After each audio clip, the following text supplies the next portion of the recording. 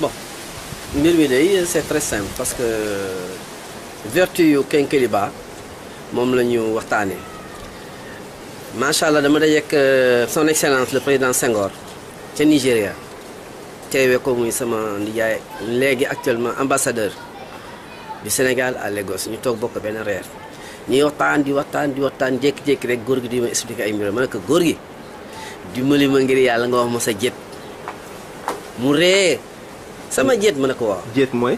sa régime alimentaire. ah jet waaw ok. mu ree mu ne ma dinaa la ko wax ma ne ko gaawee ma tuuti parce que waxtu dafa gaaw mu ne ma chaque matin que je fais dinaa naan sama taxaas Kékéliba bi ma nekkee président toujours mu ngi sama wet nekkatuma président Kékéliba mu ngi sama wet na daal loolu laa lay digal monsieur Sarr foo ko mënee def rek matin bu jot jël ko ma ne ko am na lu des de mu ne ma jamais de viande le soir que du poisson loolu président Senghor wallahi moo ma ko wax devant l'actuel ambassadeur du Sénégal au Nigeria Khalifa Babacar Samb kon nag loolu muy lu yéeme macha allah loo xamante ne ku ne war na si profito waaw ala kulli xaal nag ñun xamuñ suñu bopp ñun Sénégal. waaw mu mel ni que rek sa waxtaan boobu wala sa daje boobu nga xamante ne moom nga daje woon ak président Senghor bokk si sa yëngatu maanaam yaa ngi liggéey si restauration. da ngay togg ay affaires yu extraordinaire si hôtel yu mag yu bokk si Sénégal. waaw léegi nag ba nga xamante ne daje nga ak Senghor parce que dafa mel ni ñëwul rek wax la secret bi dafa mel ni alors il a tourné presque autour du pot waaye yow bàyyiwuloo ko benn yoon. déedéet léegi foofu lañ bëgg nga ñëwalaatal ñu.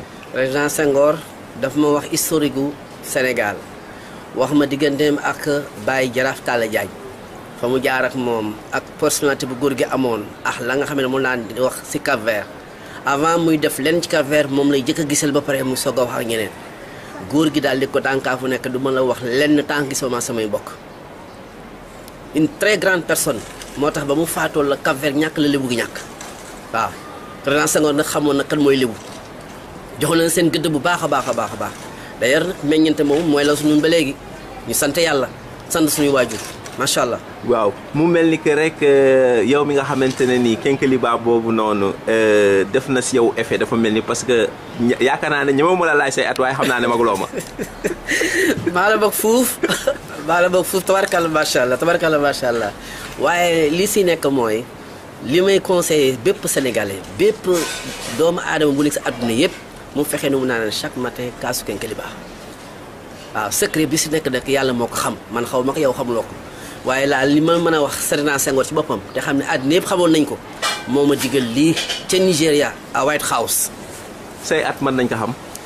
ah loolu moom dafa koy dëxëñ waaye dafa mën naa si mosal tuuti rek. mosal ma si tuuti am naa lu ëpp daal juróom benn fukki at. juróom benn fukki at mooy ñaata 60 ans. waaw am naa lu ëpp loolu Ousmane yaa ngi bëgg a tooñ nag. parce que waxoo ma woon lii. jërëjëf yal na yàlla fay la. amiin amiin jërëjëf kon mbokk yi yal nañu jariñu si loolu. amiin amiin jërëjëf. waaw.